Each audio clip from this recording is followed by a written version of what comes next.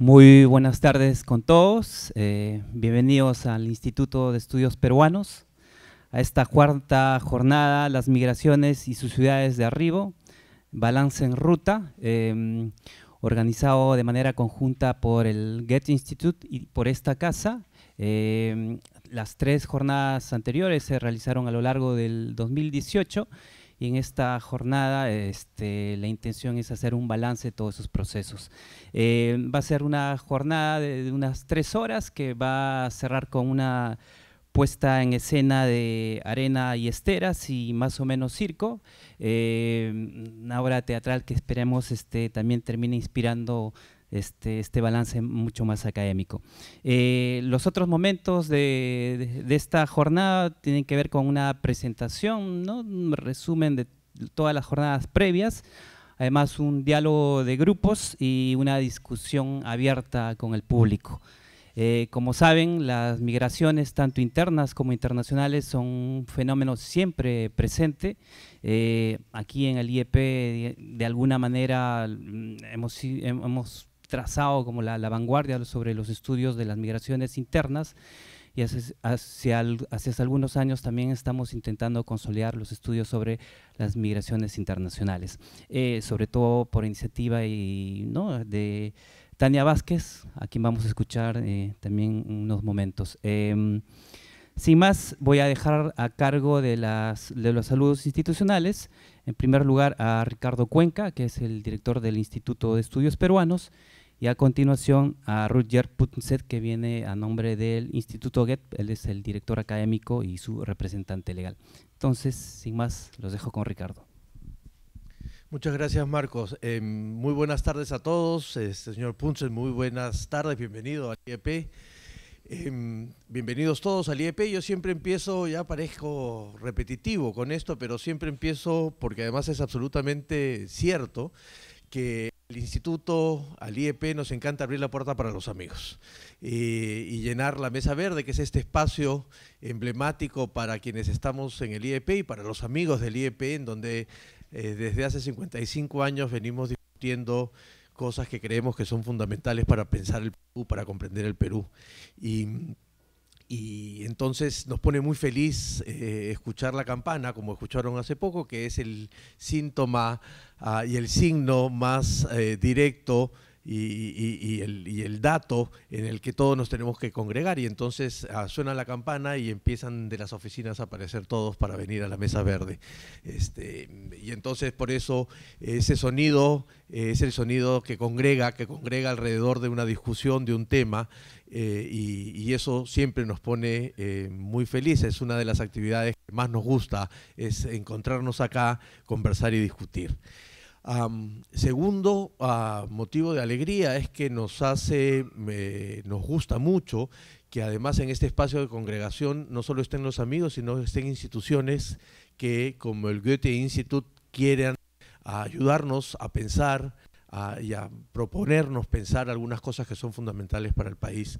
Una de las cosas con las que fundamos en el instituto en el año 64 fue la idea multidisciplinaria del abordaje a los problemas del país, y creo que en particular esta multidisciplinariedad también incluye una multiinstitucionalidad, si me permiten el nuevo término. Entonces, esta es la casa en la que además nos congregamos varias instituciones para pensar el país. Y la tercera razón es que estamos alrededor de un entrañable tema para el instituto que tiene que ver con los temas de las migraciones.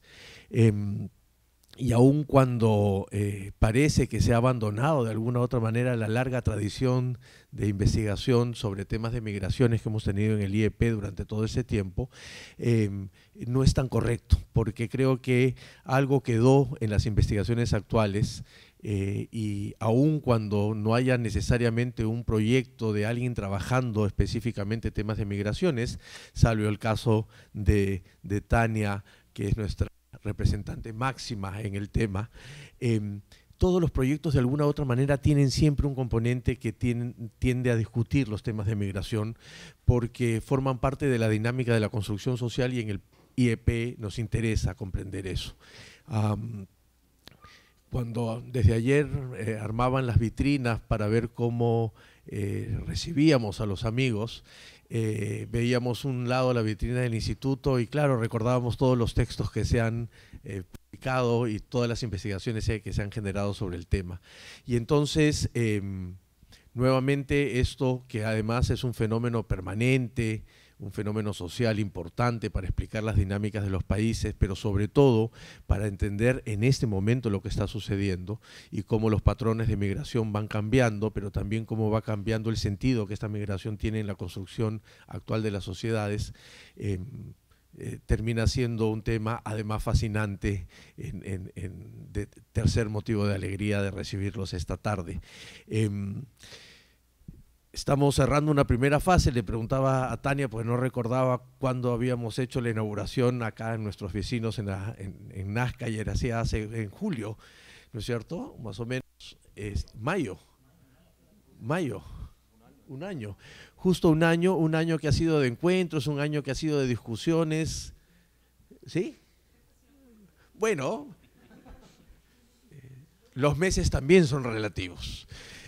Pero digamos, nos parecen años de buen trabajo conjunto y eso es lo que vale, ¿no es cierto? Y hemos estado varios meses discutiendo documentos, escuchando presentaciones, intercambiando ideas y tratando de comprender parte, no creo todo, pero sí parte importante de este fenómeno. Así que es como una especie de cierre de una primera fase, pero el inicio, espero, de una segunda en la que podamos seguir discutiendo qué pasa con las migraciones, qué pasa con los cambios urbanos, qué pasa con estas relaciones que pensábamos que sabíamos y que finalmente terminan presentándonos cada vez más nuevas preguntas. Así que muchas gracias. Nos alegra mucho haber tenido esta experiencia de un año, o casi un año, con el Instituto Goethe, y estoy seguro que es el inicio de un conjunto de otros procesos y de otras actividades que vamos a tener más adelante, porque, como dirían los programas de televisión, este tema da para mucho más, por supuesto, y recién estamos empezando a comprenderlo. Así que muy bienvenidos, muchas gracias por acompañarnos y espero que sea una jornada espectacular, llena de motivaciones para poder seguir reflexionando. Así que bienvenidos al IEP, bienvenidos al Instituto de Estudios Peruanos.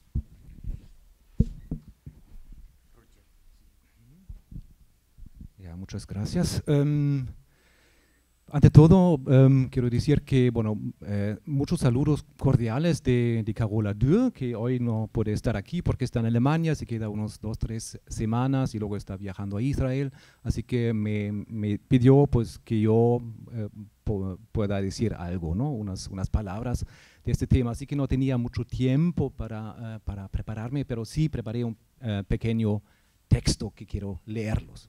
Muchas gracias. En nombre del Goethe-Institut Perú, quisiera agradecerles al Instituto de Estudios Peruanos por la estrecha, fructífera cooperación con respecto a este ciclo de jornadas sobre el tema de inmigración. Como bien sabemos, es un tema de suma importancia, ya que por el mero hecho de que nos afecta a todos nosotros, y eso por último siempre de forma directa, siendo un inmigrante o tratar con inmigrantes en el país, en las ciudades de llegada. Ante todo, la migración es un fenómeno fundamental de la convivencia. Pues yo mismo soy un inmigrante alemán en su Perú en estos momentos y ustedes deben lidiar con eso si quieren o no. Yo mismo, como cada uno de los inmigrantes aquí o en otro país, está arrastrando su propia historia, su experiencia individual, sea buena, mala o pésima. Yo mismo he vivido en los últimos 20 años en España, Hungría, Sri Lanka, la India, antes de llegar al Perú. Estaba viviendo y trabajando 6 años en la Ciudad de México, de cuya migración específicamente habla el libro de Doug Saunders, que fue el punto de partida de este proyecto, de nuestra cooperación. Pues tanto en México como en Lima, convivimos todos con nuestras historias de migración. Doug Saunders escribe que el siglo XXI se recordará probablemente como el siglo de la transformación definitiva de las sociedades y su paso del ámbito rural al urbano de la vida en la ciudad. Me alegro que el Goethe-Institut Perú haya podido aportar su parte para hacer posible este gran evento, consistiendo de 4 charlas, cuya última se realiza hoy mismo, dando un balance y resumen de las charlas anteriores que causaron muchas notables discusiones y reflexiones y a la vez tuvieron un gran impacto en la prensa. Pues el ciclo termina hoy, pero el tema sigue, por supuesto, y cada vez con más insistencia y urgencia. Las ciudades de llegada, sean de migración interna o externa, son, dice Saunders, espacios de transición de donde surgirá el nuevo gran boom económico y cultural o donde se producirá la próxima gran explosión de violencia social. Que ocurra una u otra cosa dependerá de nuestra capacidad para apreciar el fenómeno y de nuestra disposición a implicarnos a él. Este siglo de jornadas era y es justo eso, un verdadero y serio intento para apreciar y implicarnos a este fenómeno. Espero que ya pronto el Goethe-Institut Perú tenga otra oportunidad de cooperar de una u otra forma con el Instituto de Estudios Peruanos sobre este tema o temas vinculados, tan complejo como decisivo para las sociedades del siglo XXI y de su supervivencia. Mientras aprovechen esta, por ahora, última jornada que va a sacar un balance del proyecto. Pues ya no hablo más para ceder la palabra a los expertos en la materia. Muchas gracias.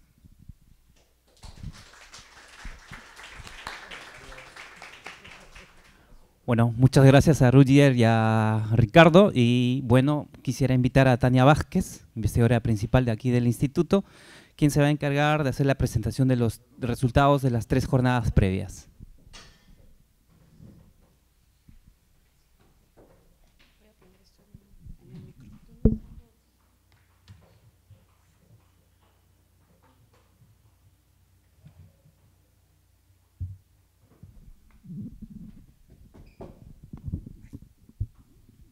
¿Está prendido? ¿Sí? ¿Se escucha? ¿Sí se escucha? Bueno, muy buenas tardes. Muchas gracias por venir a nuestra 4ª jornada. No sé si está escuchando. ¿Está escuchando? A ver.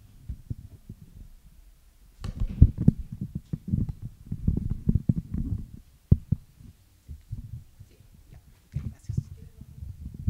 Ya. Un poquito así. ¿Sí?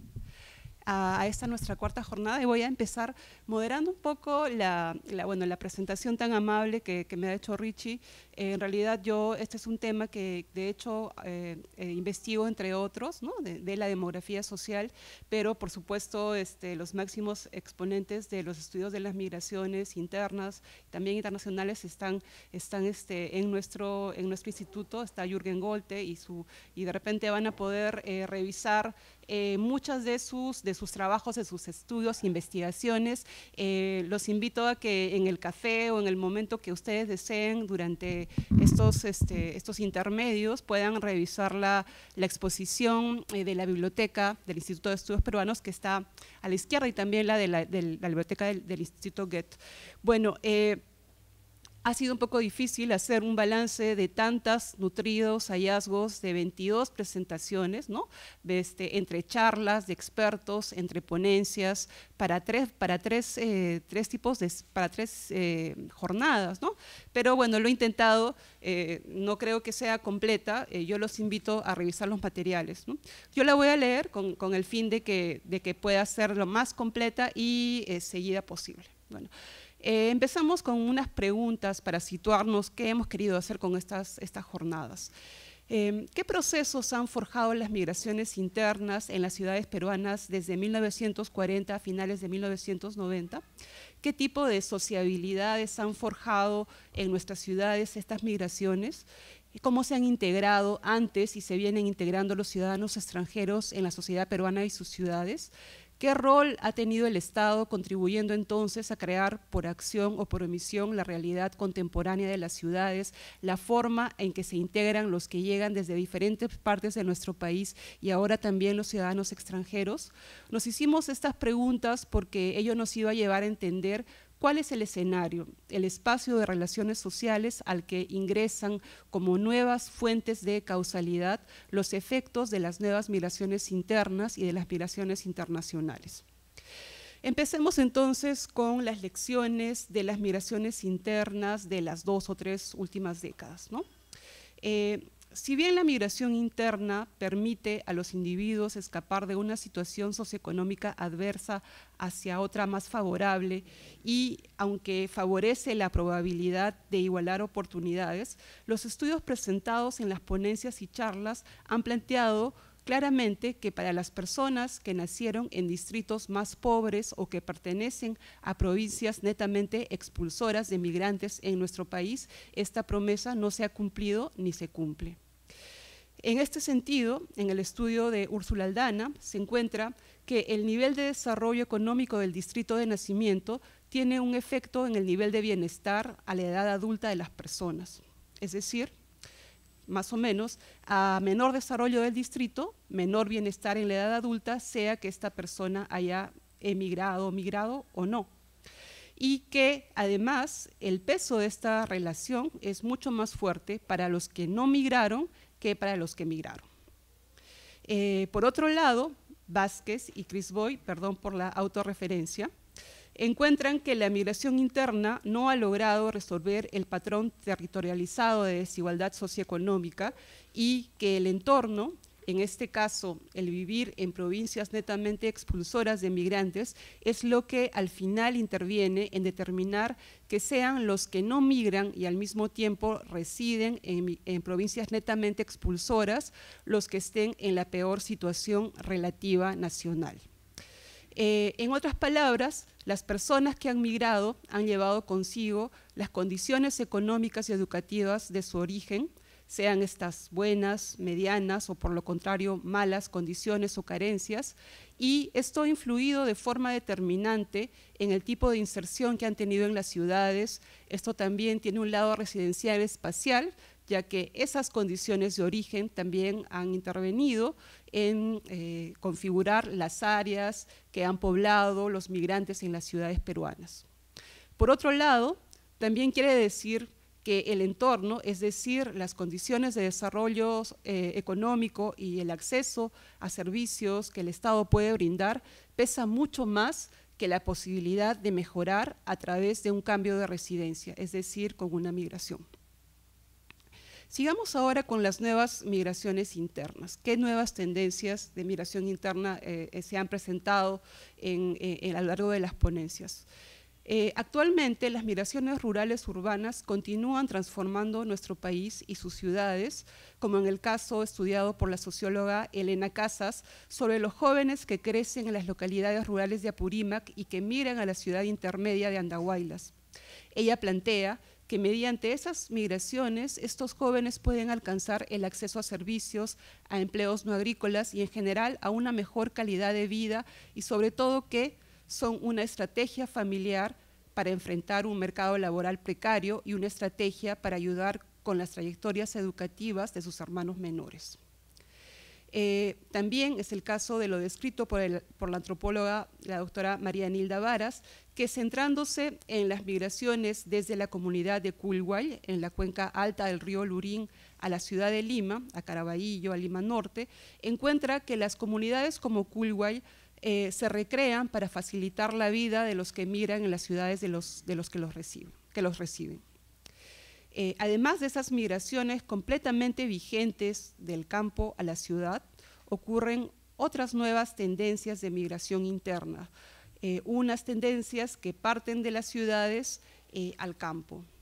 Así, los investigadores y urbanistas Jael Contreras y Luis Calderón explican que las actividades de agroexportación se han instalado en zonas de proximidad urbana y se han constituido en auténticos enclaves agrícolas modernos que importan trabajadores empobrecidos de las zonas urbanas y hacen uso de la infraestructura de comunicaciones de las ciudades para abastecer a los mercados internacionales. Otros efectos de nivel agregado en las localidades de destino, entre las que se encuentran muchos centros urbanos del tamaño de grandes ciudades, de ciudades intermedias y de ciudades pequeñas del Perú, es que en estas se habría incrementado el nivel educativo y también habría disminuido la tasa de dependencia de ancianos, según lo que plantea también en su estudio Úrsula Aldana.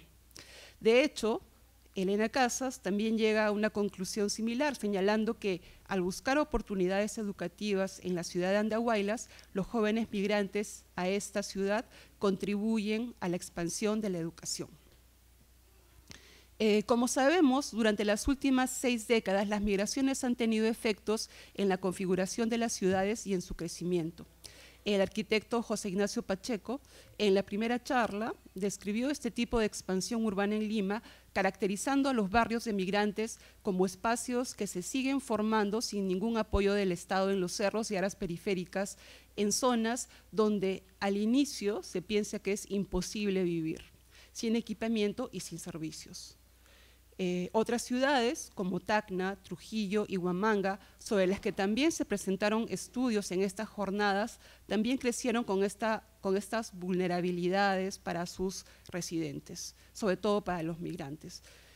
Sobre todo en los distritos que se han expandido sus límites o los alrededores de las ciudades.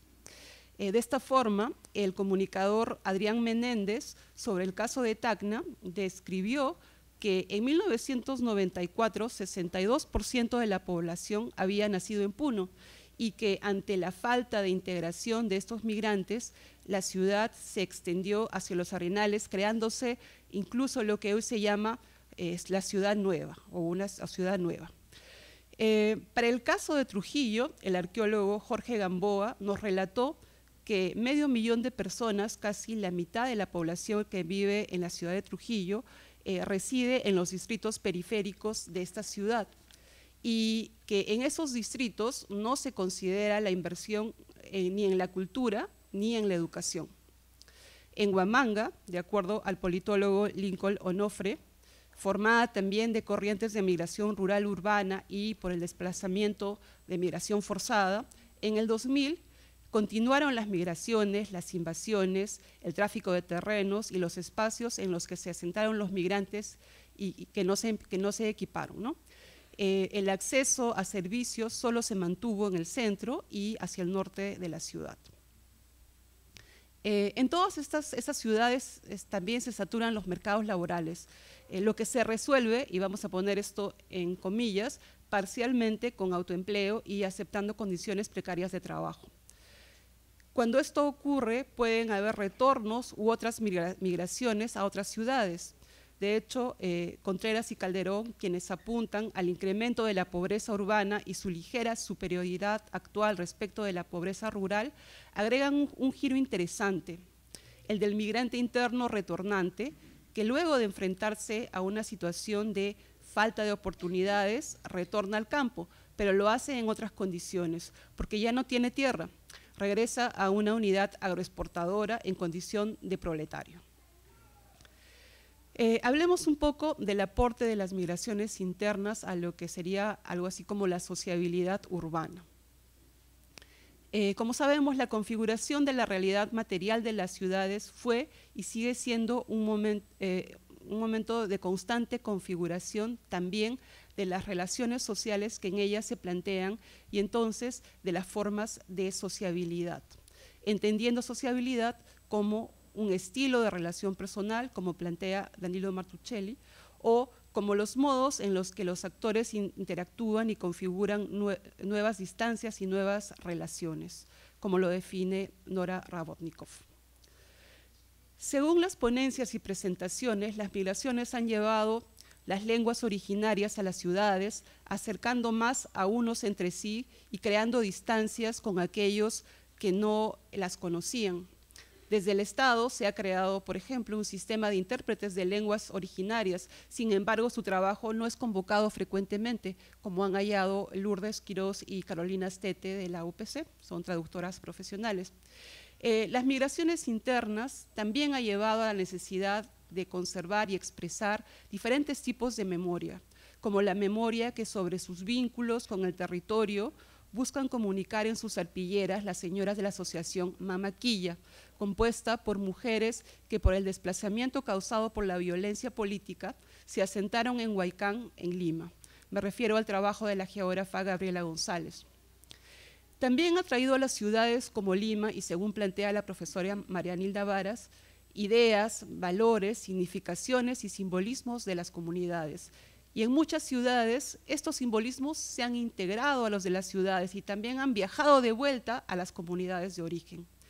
En otros casos, en razón de nuevas fuentes de desigualdad socioeconómica y de fragmentación, de poca atención estatal a los distritos de las áreas, entre comillas, periféricas de las ciudades, esto ha causado que las familias de migrantes hayan permanecido aparte, como en Tacna, en donde, como nos explicó Menéndez, la ciudad no supo cómo incorporar en el imaginario local a los nuevos habitantes de la ciudad, debido a la existencia de una identidad muy fuerte y hacia adentro, y de un nosotros tal vez muy marcado, resultado de una identidad reivindicativa, patriótica, acunada luego de que Tacna formara parte del Estado chileno entre 1880 y 1929. De hecho, para Menéndez, y acá cito, más que adaptarse o integrarse, los puneños reprodujeron su entorno, ocuparon el terreno, dominaron el comercio, trasladaron sus fiestas y costumbres. Los tacneños reaccionaron apelando a la identidad tradicional e incluso haciendo más cerradas sus tradiciones, restringiendo la posibilidad de portar la bandera en el desfile, ya no solo a las mujeres nacidas en Tacna, sino a aquellas que recibieran invitación expresa. A fin de cita. Por otro lado, en Huamanga, las limitaciones para usar el espacio público que enfrentaron los migrantes rurales temporales dificultaron, según plantea Onofre, la creación de identidad y de arraigo.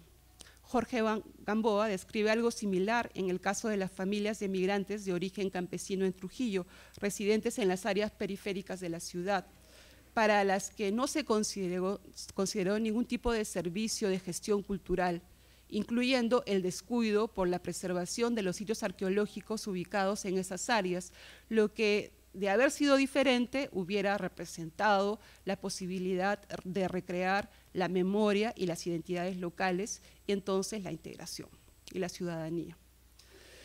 Pasemos a las migraciones internacionales históricas.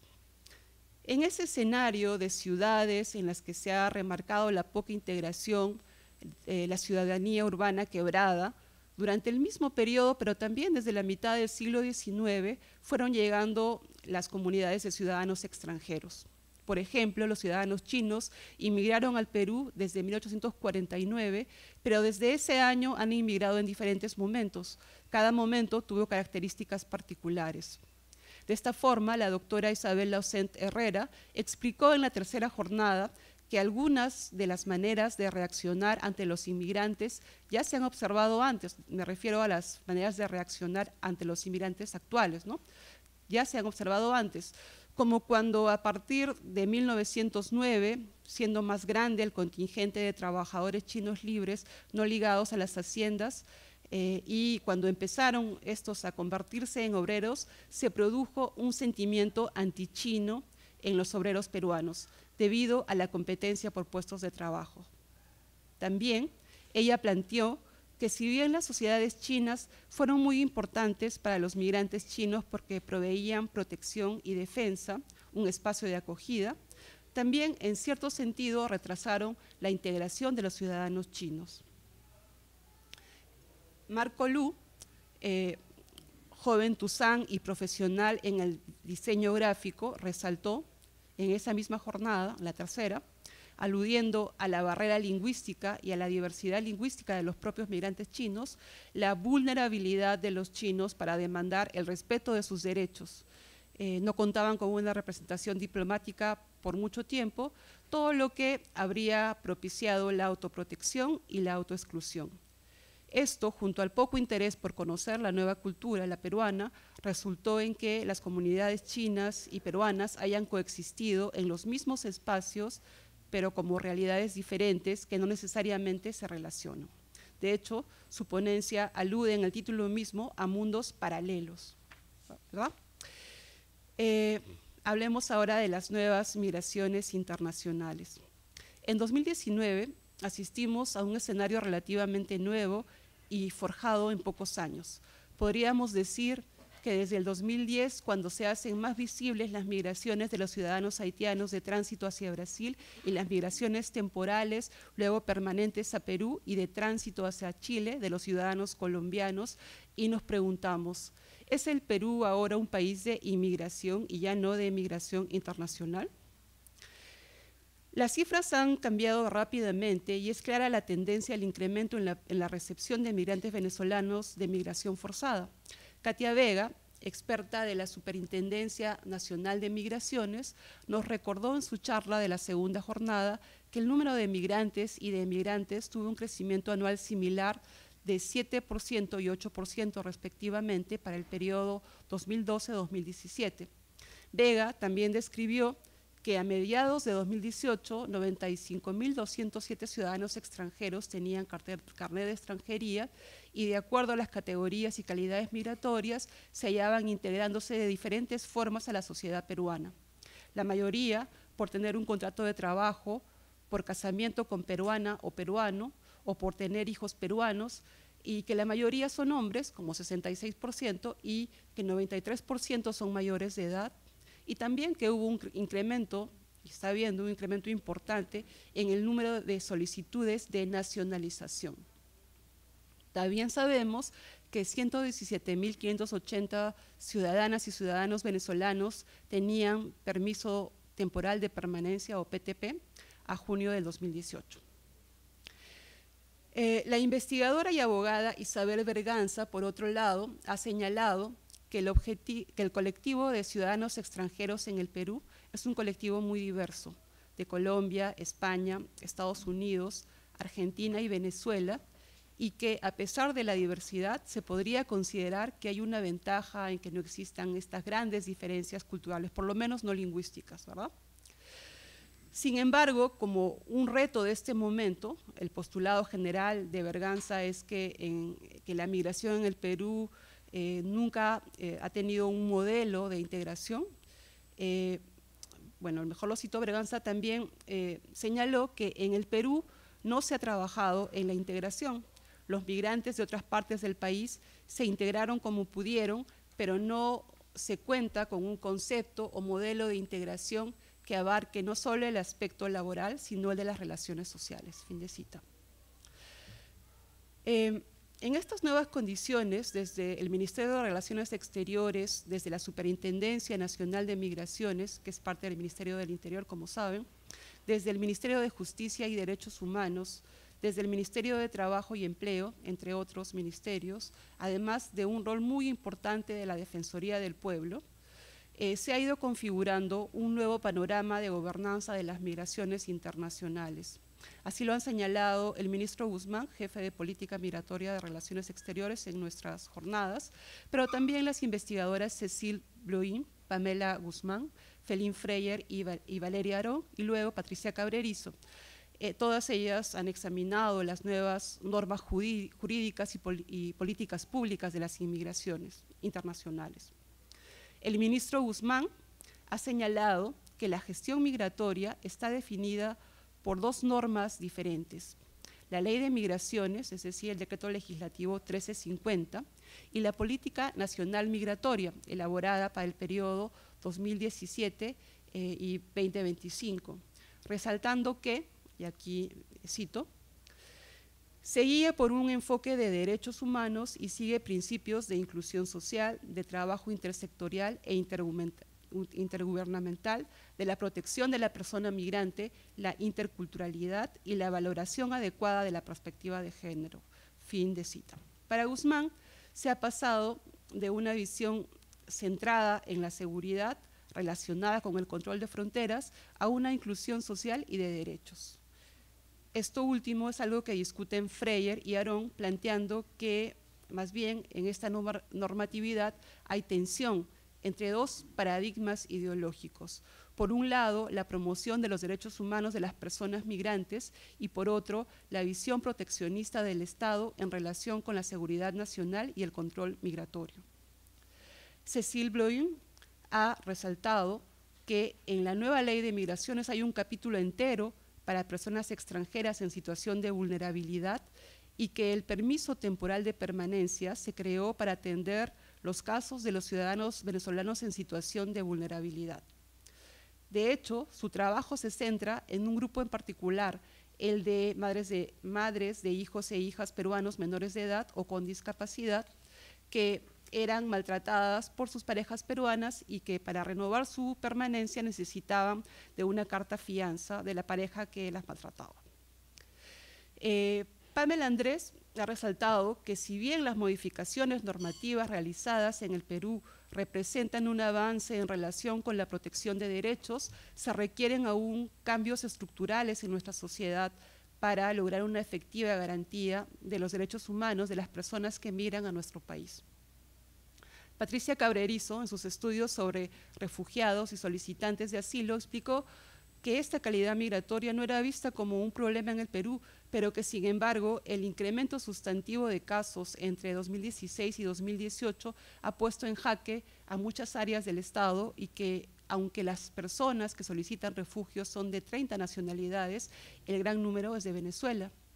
Ella también ha descrito este tipo de migración como una migración compleja porque es forzada, generalmente rápida, con un viaje que casi nunca se puede planificar, que plantea riesgos en el camino y afecta la calidad de vida de la familia.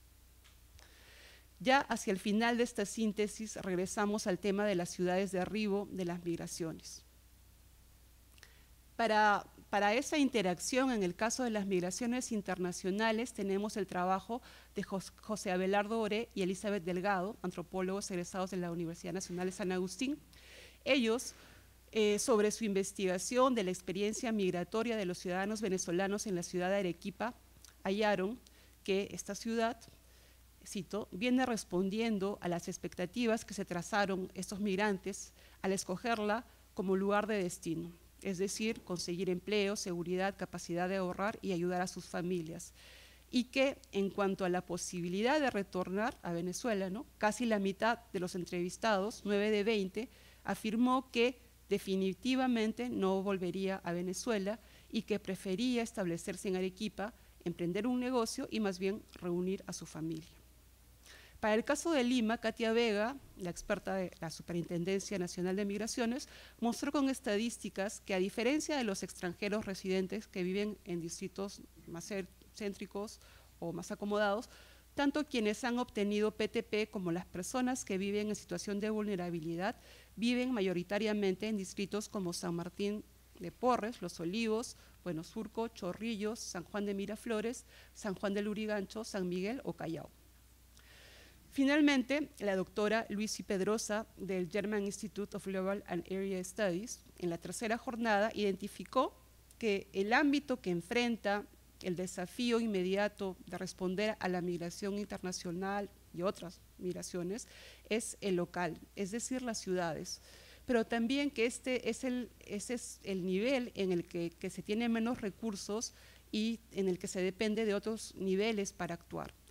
Es decir, que si bien las regulaciones nacionales brindan el marco de actuación general para que las autoridades subnacionales y los actores locales se guíen por una sola orientación, por otro lado, si solo se tiene una orientación nacional, en ocasiones se puede truncar la posibilidad de que ante cambios más dinámicos se puedan cambiar las normas rápidamente para que este marco sea útil y funcional. Aquí aparece la funcionalidad de las ciudades, ya que en ellas, cito, se puede innovar y salir un poco de los márgenes de la regulación nacional con el fin de ampliar el acceso de derechos a los migrantes. Las ciudades de arribo son laboratorios de inclusión, nos dijo ella. Bueno, en conclusión, las ponencias y presentaciones nos han mostrado que las ciudades peruanas de Arribo han sido poco acogedoras para las personas que las han hecho crecer en 6 décadas de migración interna, en particular para los que en su movilidad a estas partieron de distritos y regiones en los que las carencias económicas y la desigual atención del Estado las tenía ya en desventaja.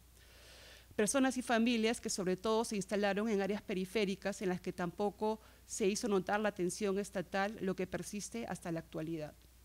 Las migraciones internacionales antiguas parecen haber creado por mucho tiempo sociedades paralelas y las nuevas en ocasiones desbordando las posibilidades de atención del Estado, y también porque nos encontramos en un periodo en el que tiene gran importancia el derecho internacional de los derechos humanos para guiar las políticas migratorias de varios países, se estarían integrando sin tener un modelo histórico al que recurrir para ver cómo actuar, pero respecto a la integración, ¿verdad? Pero al mismo tiempo en el panorama nuevo de una política migratoria que es más moderna, que se orienta a la inclusión y a garantizar derechos de los migrantes. Las ciudades de Arribo ahora tienen planteados varios retos. Enfrentar la desigualdad en varios frentes para los propios ciudadanos peruanos, garantizar sus derechos, lo mismo que garantizar los derechos de las ciudades, de los ciudadanos extranjeros, integrándolos. Bueno, entonces esta ha sido mi síntesis. Los invito a revisar los materiales que tienen muchísimas más hallazgos más específicos. Muchísimas gracias, Tania.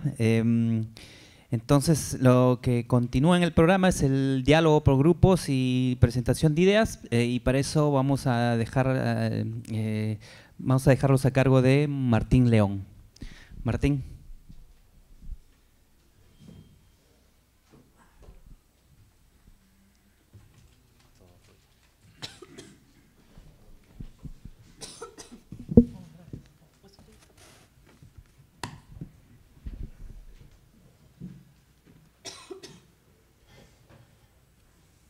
Bueno, muchas gracias por venir. Veo que ya la sala ya se llenó ya desde que comenzamos. Tenemos un buen quórum para poder conversar y discutir. Esa es la idea de esta cuarta jornada, justamente. Gracias, Tania, por esa rápida y tan profunda y condensada resumen de las 3 jornadas anteriores. Sé que ha sido un esfuerzo grande. Y lo que ha expuesto Tania en unos minutos expresa lo que hemos estado acumulando como una especie de repositorio de reflexiones muy completo durante todo el año, y quiero, digamos, explicar un poco lo que viene ahora. Bueno, muchas gracias por su tiempo para conversar y dialogar. Sabemos que ha sido bastante corto. Y tenemos esperanza que podamos seguir conversando sobre los temas en esta fase que viene ahora. Y bueno, les pido a nuestros moderadores que vayan comenzando con las preguntas que estuvieron moderando. Comenzamos con la pregunta 1, con Jael, si les parece. Sí, buenas noches con todos. Al respecto de la pregunta número 1. Nosotros nos reunimos con los compañeros y compañeras y empezamos a conversar y debatir del tema. Muchas cosas saltaron de forma inmediata. Me parece lo más importante son las que voy a comentar. En primer lugar, el tema de las ciudades y la recepción a los migrantes los últimos años, específicamente sobre la xenofobia. Alguien comentó, y es real, al presidente regional de Huancayo, hace unos meses atrás, cuando quiso sacar por decreto, por ordenanza, la expulsión de los ciudadanos venezolanos en Huancayo. Una locura, pero fue real. No olvidemos a Belmont, así que también para sacar votos recurrió a lo mismo, y bueno, no entró, pero tuvo éxito, subiendo de popularidad. Igualmente, el presidente regional del Cusco hace medio año también anunció que no iba a contratar a ciudadanos venezolanos en gobierno regional, cosa que en realidad no era posible, pero igual lo comentó. Después, también comentamos acerca de los migrantes en las ciudades como, bueno, en las ciudades de Perú, específicamente en Lima, y la selectividad de la recepción o cómo se acoge al migrante según su origen. según su origen de su país, que puede ser de la región o de mucho más allá. Hay una selectividad en torno a eso. Y también la selectividad en torno a su clase social, pues alguien comentaba, y es verdad, que las primeras oleadas migrantes de otros países fueron sobre todo de clase media, y lo cual no había no había grandes barreras, pero cuando fueron de otras clases sociales inferiores, las barreras se incrementaron. Algo también que me parece importante y alguien que lo comentó es que realmente no existen políticas no existen políticas desde el Estado o desde las municipalidades donde se concurra espacios de encuentro entre migrantes y locales.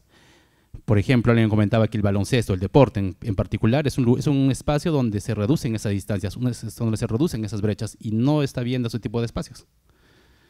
Y para finalizar, en realidad, concluíamos un poco cerrando el asunto que nuestras ciudades, a pesar de que son de tradicional migración, ya sea interna y externa, no han hecho ese ejercicio de generar políticas reales desde los gobiernos, ya sean locales o nacionales, para un poco institucionalizar esto.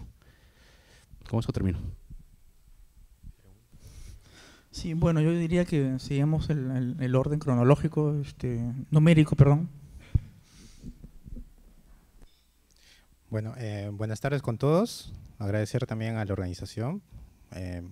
Bien, la pregunta número 2 trata acerca de la interculturalidad en toda la política de migraciones, porque se menciona, pero la pregunta va más dirigida a que si se está aplicando y en qué medida. Bien, conversando con mi grupo de trabajo surgieron interminables aportes. Sin embargo, lo más resumido es que, bueno, todavía yo tengo una percepción de que, y también de mis compañeros que opinaron, que para tener una sociedad más intercultural, primero habría que establecer normas de convivencia, ¿no?, entre los migrantes, y bueno, son las ideas que saltaron a relucir, ¿no? Todavía puedo percibir que la opinión de las personas es que tiene que haber primero una adaptación del migrante en la sociedad de arribo, ¿no? Ahora, bueno, principalmente esa era la primera conclusión. Después, que hay una contradicción entre lo que la ley dice y lo que realmente se hace, es decir, que no hay una verdadera aplicación de esta política que tiene como uno de los pilares la interculturalidad. Bien, otro tema es que hablar de migración y tocarlo solamente desde el aspecto de la política migratoria es algo un poco reducido, sino que tiene muchas más variables, ¿no?, para llegar, digamos, a conclusiones definitivas. Y que hay que diseñar nuevos mecanismos legales también, o aportar nuevos mecanismos legales a la actual política migratoria. Y que, sin embargo, todavía se conservan muchos prejuicios, identidad y estereotipos alrededor de la figura del migrante. Hay una pregunta que cómo va cambiando la acogida de los migrantes a medida que pase el tiempo, ¿no? Y es que las percepciones para el migrante también se van transformando con el tiempo. Eso podemos verlo hablando solamente de la migración internacional venezolana que ahora está muy visible, ¿no? Que, bueno, concluimos que en un principio no eran mal vistos, ¿no? Eran acogidos, ellos mismos se identificaban con su vestimenta, pero conforme fue masificándose ya se fue percibiendo más como una molestia, ¿no?, hacia el nacional.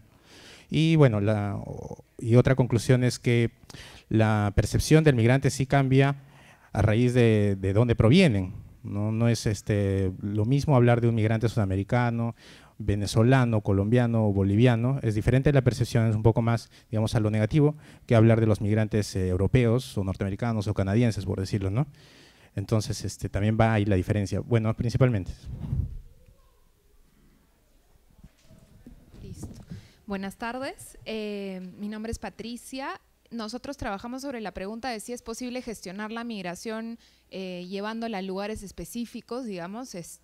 Y la primera, en el grupo salieron varias ideas. La primera fue que en realidad la migración va cambiando. Entonces va a depender mucho de si estamos hablando de migración interna, externa, o el año en que estamos hablando del grupo de migración, digamos, o de migrantes que están arribando a una ciudad. No es lo mismo hablar del primer año que después de varios años, no solo aquí en Perú, sino migrantes peruanos en otros países, por ejemplo. Que la migración evidencia, digamos, muchas de las problemáticas que ya conocemos como país, ¿no? La precariedad laboral, la falta de acceso a derechos. Entonces, no es que solo los migrantes, digamos, tienen una dificultad de acceso a derechos. Había una discusión sobre si en realidad ellos tenían problemas específicos o más bien estaban viviendo los problemas de todos los peruanos o de gran parte de los peruanos.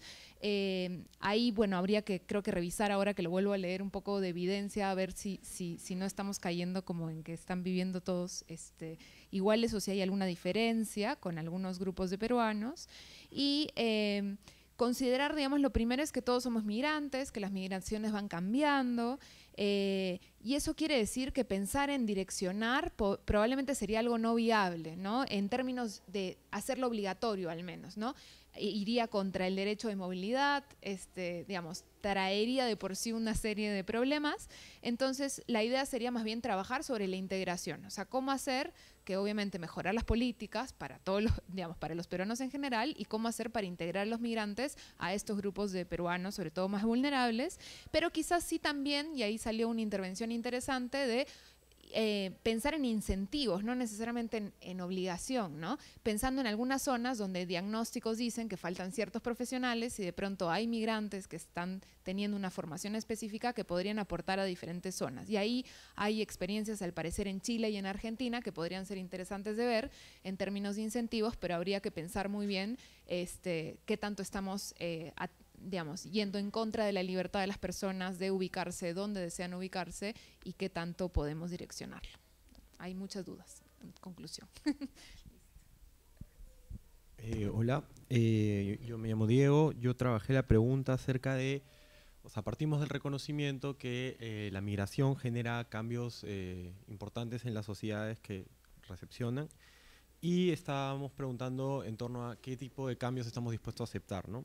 A mí me llamó la atención, para empezar, los términos en los que se planteó la discusión, que fueron más en términos de el ciudadano de a pie, con esa palabra, y de términos de preocupación.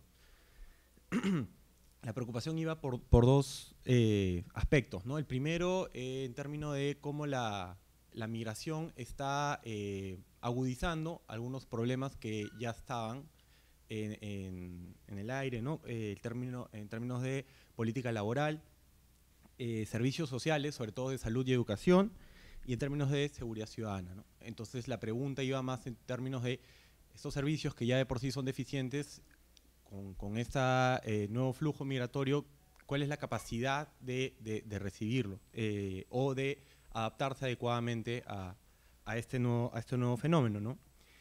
Y otra preocupación importante era en términos de qué capacidad tenemos de registrar y de saber lo que está pasando realmente, ¿no? Qué capacidad de generar información adecuada sobre las dinámicas que se están generando en términos de niños que están naciendo, en términos de demanda de servicios, ¿no? En términos amplios, ¿qué capacidad? Creo que la pregunta se discutió en términos de qué capacidad tiene el Estado realmente para garantizar derechos y gestionar eso, ¿no?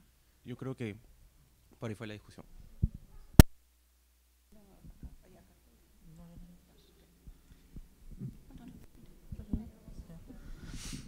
Bueno, muchas gracias por ese resumen. Han quedado muchos temas todavía en el aire, y ahora los invitamos a continuar reflexionando a partir de este primer impulso que hemos tomado en el grupo de discusión, a que compartamos la reflexión entre todos. Bueno, gracias. Nada más para hacer el puente, ¿no? Bueno, lo que continúa, bueno, ya nos lo mencionaba bien, es abrir, ¿no? Toda esta escena al público y recepcionar las preguntas, los comentarios, las opiniones, y vamos a dejar eso a cargo de nuestra querida Tania. Bueno, muchas gracias a los 4 moderadores de grupo, que han hecho un excelente trabajo en rápidas condiciones. Entonces, Sí, por favor, aplausos.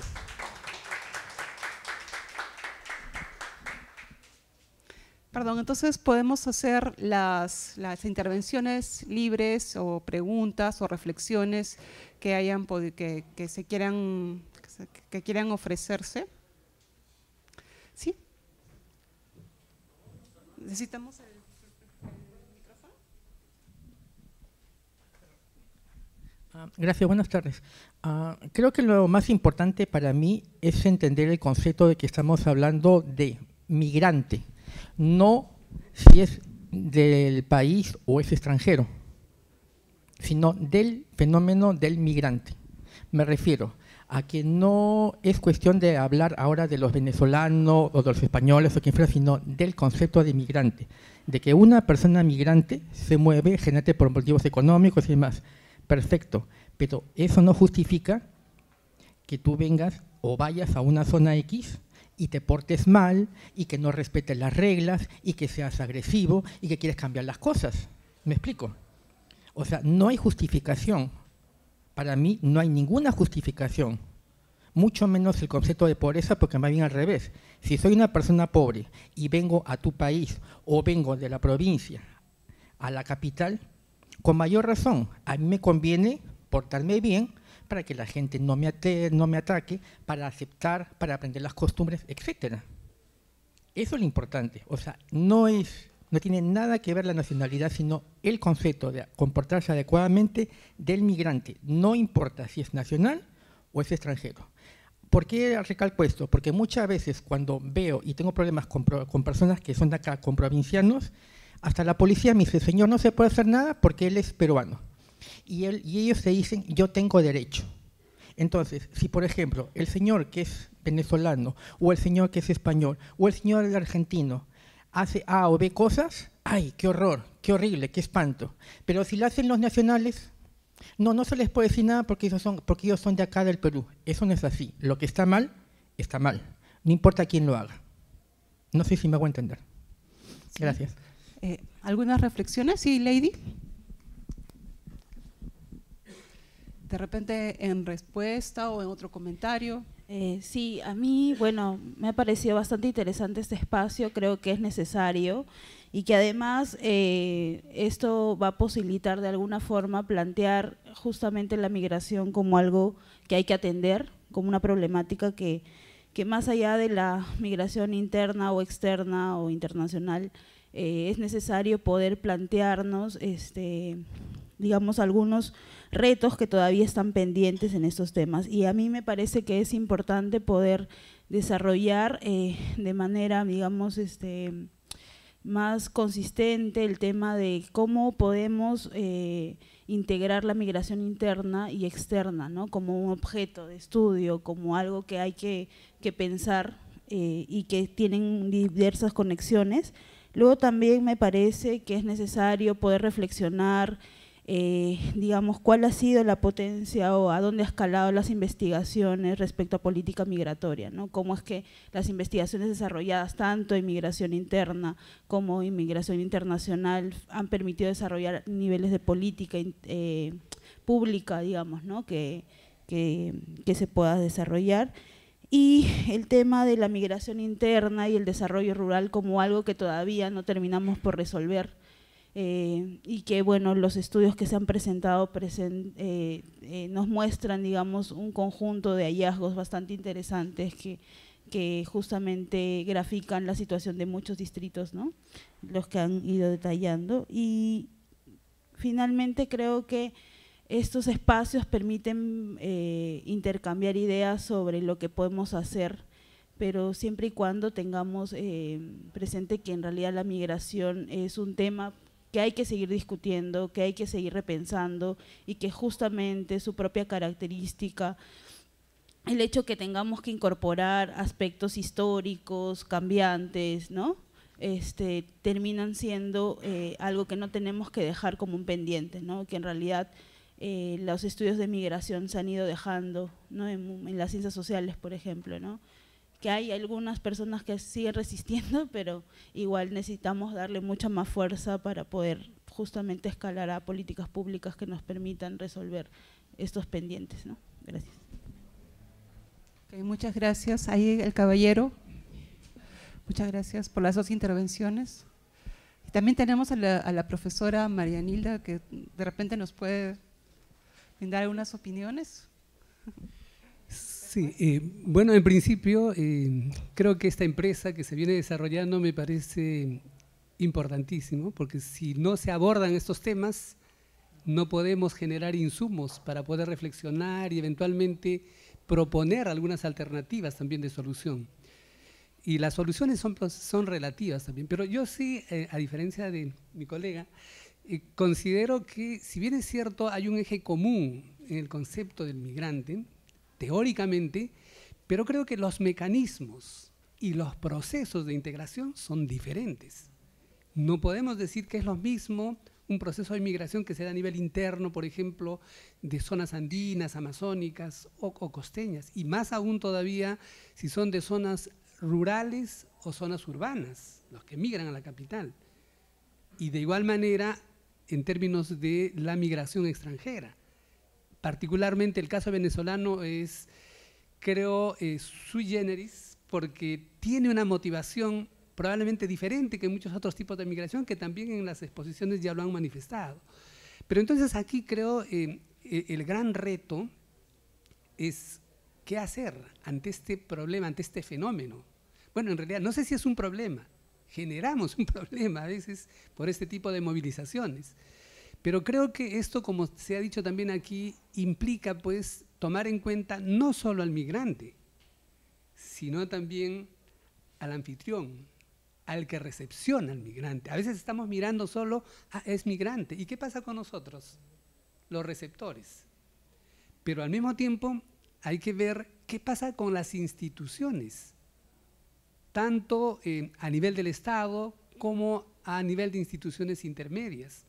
Y esto va a implicar una serie de mecanismos que tendrían que ayudar a este proceso de integración. Uno de ellos es la educación. Si no hay educación, si nosotros mismos, como anfitriones, no conocemos nuestra realidad, no entendemos que en el Perú las personas pertenecemos a diferentes grupos, tenemos a veces lenguas diferentes, tenemos una forma de entender del mundo diferente. Si desde los niños que van a la escuela no tienen ese conocimiento, entonces siempre se va a generar conflictos. Como se diría, yo no puedo querer algo que no conozco, yo no puedo integrarme en algo que no conozco. Y eso es educación. Y obviamente en términos legales, yo creo que como discutimos en el grupo, tiene que implementarse mecanismos de ejecución, de implementación de las leyes, porque las leyes a veces simplemente están escritas, pero no las cumplimos. Son como en estos casos sencillos de pasarse la luz roja. Se supone que eso debería cumplirse, pero no se cumple. Entonces creo que allí hay un reto fuerte que tiene que ser institucional, intergrupal, y este tipo de reflexiones de trabajo me parece importantísimo, ¿no? Muchas gracias.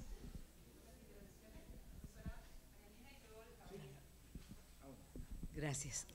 Bueno, yo creo que comparto con los anteriores participantes de que este es un espacio muy importante y realmente felicito al Instituto de Estudios Peruanos como al Instituto Goethe el haberlo propiciado. Creo que es el momento en que nos hemos ido encontrando y conociendo gente que estamos preocupadas no por la foto de ahora, sino por todo el proceso de construcción de las sociedades, no solamente peruanas, sino de las sociedades latinoamericanas. Creo que si miramos como proceso, sabemos que esto de lo de la migración sí fue un boom que tuvo Perú desde el 40 al 80, por decirte. Sin embargo, esto no se ha detenido, ¿no? Además, creo que una de las cosas que me ha parecido muy interesante del proceso que he visto en este espacio es que hay intentos por cambiar los paradigmas de mirar el proceso migratorio, no solamente desde el punto de vista teórico, sino también metodológico, y eso es importantísimo. Algo que hoy me dejó impresionada lo que nos dijiste es cómo la tendencia del Homo sapiens en este siglo XXI va a ser en constituirse un Homo urbanus, ¿no? Entonces, esto no es algo, porque hay mucha gente que habla de cómo detenemos, eso no se detiene. Y además, bueno, en la ponencia que puse es cómo hemos tendido a mirar la zona de recepción, pero no vemos los impactos que ha tenido en la zona de donde sale y están volviendo la gente, ¿no? Es decir, cómo el modelo, el proceso, cómo se está dando este proceso en este momento en Perú. Creo que eso es muy, muy importante.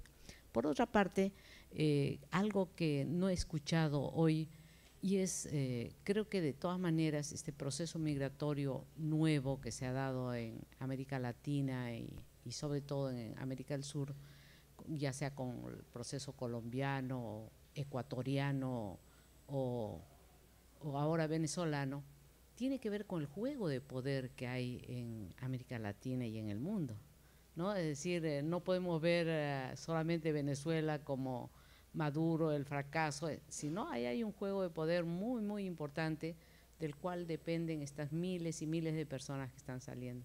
Y bueno, muchas gracias, de verdad que me ha servido muchísimo y espero poder crear, ¿no? Podamos seguir conversando al respecto. Muchas gracias. Sí. Muchas gracias. ¿El caballero? Sí, gracias. Bueno, y yo veo este espacio muy interesante porque realmente el problema de la inmigración, y siempre lo he creído que la humanidad está construida de migraciones internas y externas. Históricamente revisamos, es así.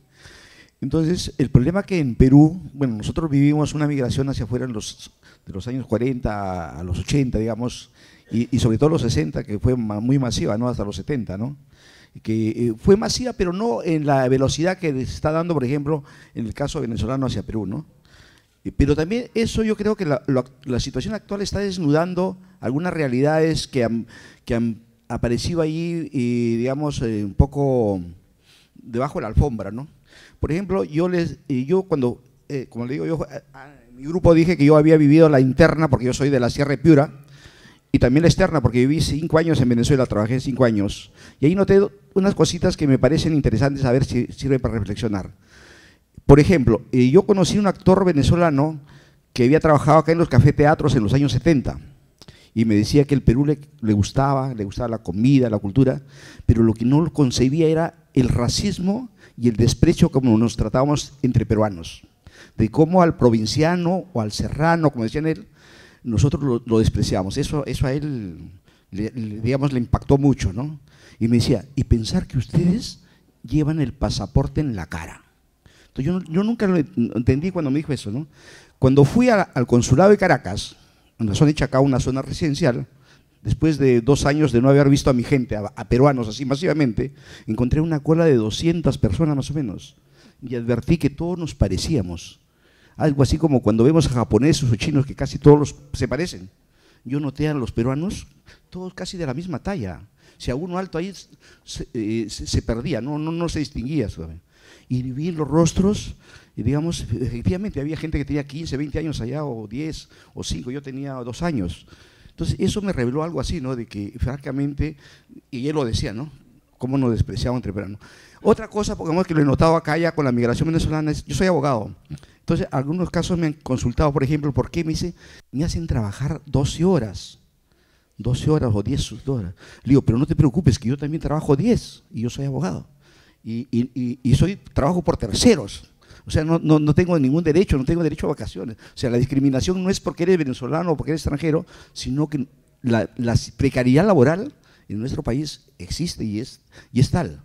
Entonces, eso va desnudando, por ejemplo, que nosotros, o el problema de salud, algunos seguramente están afiliados a Esalud, acá, ¿no es cierto? Por ejemplo, yo tengo una cita para dentro de 4 meses, que supone que es urgente, ¿no? Pero eso no es, digamos, los peruanos la padecemos, ¿no? Y esa precarización no es por la migración, por ejemplo, ¿no? Entonces, hay cosas que han ido, digamos, desnudando nuestras limitaciones. O el último ejemplo, la vez pasada, yo trabajo ahora en un problema de género, estuve en un centro de emergencia mujer hasta hace poco, y vi el problema de violencia, ¿no? Y conversando con una venezolana que era profesora, pero trabajaba de obrera en una fábrica, me dice, a mí me revela mucho cómo la mujer peruana admite el machismo en el grado extremo, o sea, todas justificaban que su marido les pegue, las golpee, las maltrate. Entonces ella un poco dice, no, no, mañana se presento, yo lo resuelvo de una vez, yo termino esa relación, ¿no? Pero acá no, o sea, miren, por ejemplo, y he visto cuando llegan mujeres violentadas a donde yo trabajaba, de alguna forma el día llegaban a denunciar, pero el siguiente día querían como que conciliar, justificar el hecho, o porque él da la plata del diario, digamos, ya bueno, perdonar el hecho violento al agresor. Entonces, como le digo, eso un poco nos revela también nuestros propios problemas, nuestras propias, que realmente a veces no lo percibimos, casi lo hemos normalizado, digamos, ese tipo de desigualdades. O otra cosa que alguien me mencionó, a mí me llama la atención, ¿por qué ustedes, un chofer, le da ganas de orinar en la avenida Arequipa, se baja de su carro y orina en la avenida Arequipa? ¿No? Pero es casi normalizado, ¿no? Esas cositas, a ver, no sé si permiten la reflexión del hecho migratorio. Interesantes, muchas gracias. Jóvenes del auditorio, tenemos bastantes personas experimentadas que nos han mostrado diferentes otras perspectivas. No sé, ¿alguna intervención más? Vamos a tratar de que haya otras participaciones. De repente ahí Patricia. atrás. Tenemos a Patricia y acá.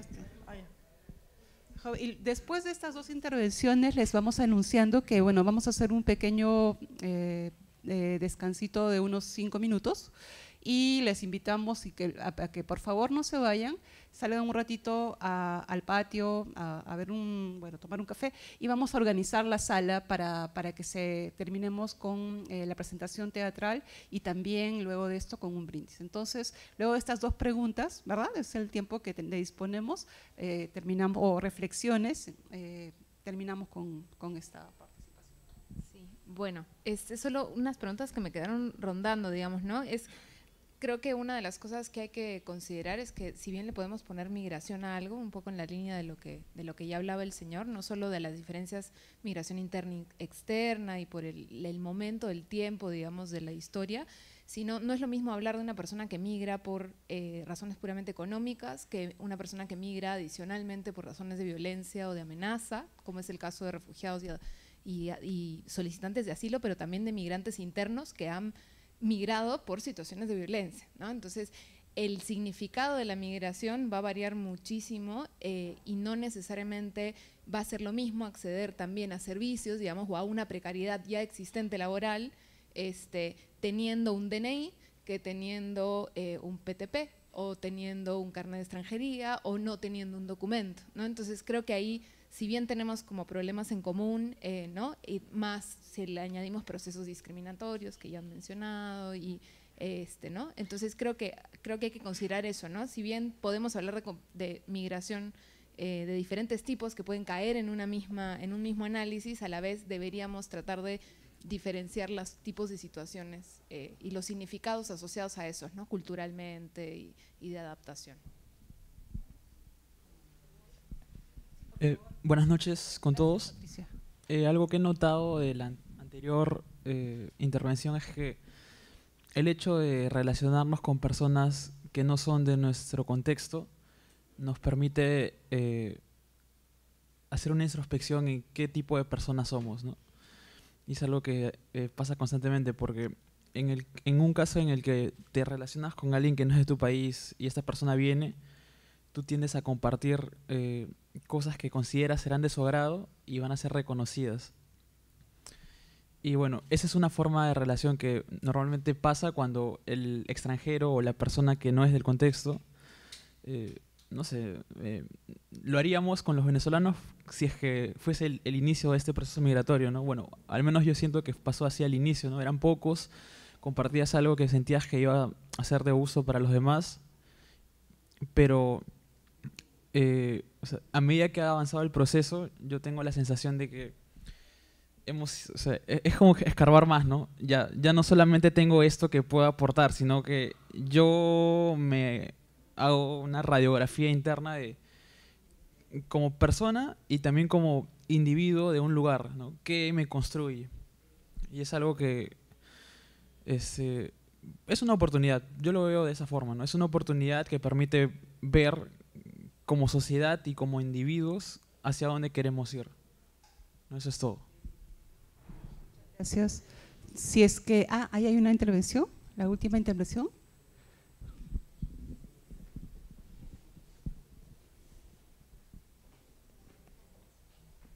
¿Qué tal? Buenas noches. Agregando un poco a la primera pregunta, que es esta Lima para todos, ¿no? Y para quiénes, creo que es importante, antes de dar este primer paso hacia la migración, que como sabemos finalmente los fenómenos sociales pues no están desanclados entre sí, ¿no? Entonces, respondiendo a ello, te das cuenta de que en efecto Lima no es para todos. Si bien ese comunicado está en el centro de Lima y bueno, es parte de la institución, solo para traer un ejemplo bien puntual, hay un cartel en el centro de Lima que es mis valores, mi ciudad, ¿no? Con esta nueva campaña que se ha lanzado y prohibido orinar en el espacio público. Sin embargo, ahí llegas a cuestionarte, ¿y dónde? Porque lo que ahí está haciendo la Municipalidad de Lima es cerrarse los ojos y olvidarse de, por ejemplo, las personas en situación de calle, ¿no? ¿Cómo resuelves eso? No lo resuelves simplemente lanzándote con una política, o sea, ni siquiera es una política, ¿no? Una campaña más discursiva, pero que no tiene ningún conexo con acciones en concreto, ¿no? Es decir, no colocan, por ejemplo, conversaba con algunos serenazgos en el trabajo de campo y me comentan los problemas que tienen los barrenderos o las barrenderas, que no tienen espacios donde orinar. Entonces tienen que buscarse un huequito o un cartón, ¿no? Y cosas de ese tipo que de verdad no saltan a primera vista, pero existen, ¿no? Y luego, claro, vienen estas críticas de por qué se orina en la calle, etcétera. Por supuesto que es criticable, pero ¿dónde están las soluciones que plantea la entidad encargada ¿no? Eso por un lado. Y bueno, con el tema de las migraciones, tanto internas y externas, hay una disputa importante de recursos, ¿no? O sea, lamentablemente el Perú pues no es un país con suficientes recursos. Ya eso habría que cuestionarse porque también hay un gran chorreo, ¿no? Que si realmente se hicieran las cosas, yo creo que sí se lograría un montón. Y finalmente, creo que es importante para abordar cualquier tema de migración, manejar y no olvidar la parte cultural, ¿no? Y bueno, el arte, como lo vamos a ver quizás más adelante, va a permitir comunicar muchos discursos que no se pueden lograr a través de una vía más estatal o más gubernamental, ¿no? Y eso creo no dejarlo de lado. Gracias. Muchas gracias. Bueno, vamos a hacer el cierre. Muchísimas gracias por la participación de todos, con sus reflexiones y sus preguntas, a los 5 moderadores de grupo. Y también bueno, a toda la organización, tanto del Instituto de Estudios Peruanos, del área de comunicación, del equipo de logística, del Instituto Goethe. Martín, no sé si quieres decir algo. Antes, ¿no? En la pizarra hay algunas nuevas cartulinas, me parece, que pueden usar para hacer comentarios, preguntas. Entonces los invitamos por un espacio de 5 o 7 minutos a que salgan por favor al patio. Acá se va a organizar el espacio para la representación teatral y luego los invitamos de regreso y luego tenemos el brindis. Muchas gracias a todos y solicito un aplauso para todos ustedes y para todos los que han trabajado en este por favor, no se retiren esfuerzo. porque en 5 minutos tenemos acá una obra de teatro muy, muy hermosa que nos traen la gente de Arenas y Esteras de Perú y